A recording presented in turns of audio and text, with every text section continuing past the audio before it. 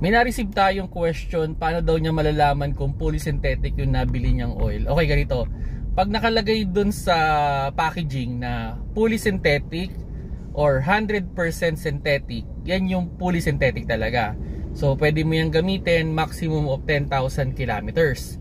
Now, pag ang nakalagay dyan is semi-synthetic, synthetic blend o synthetic lang, malaki yung possibility na semi-synthetic lang yan. So huwag mo siyang gagamitin up to 10,000 kilometers. Maximum na yan yung mga 8,000 kilometers. Then yung iba naman nakalagay din naman kung mineral, yung iba wala. Basta gasoline oil lang. So pag ganun lang yung nakalagay, walang nakalagay na synthetic, walang semi-synthetic or fully synthetic or 100% synthetic, possible na mineral lang yung oil na yan.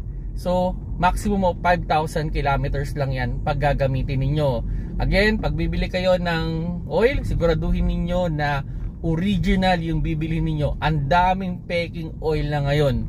Yun yung nakakalungkot, ano? Ang daming peke. So buy on the trusted shop or store para siguradong wala kayong magiging problema sa oil.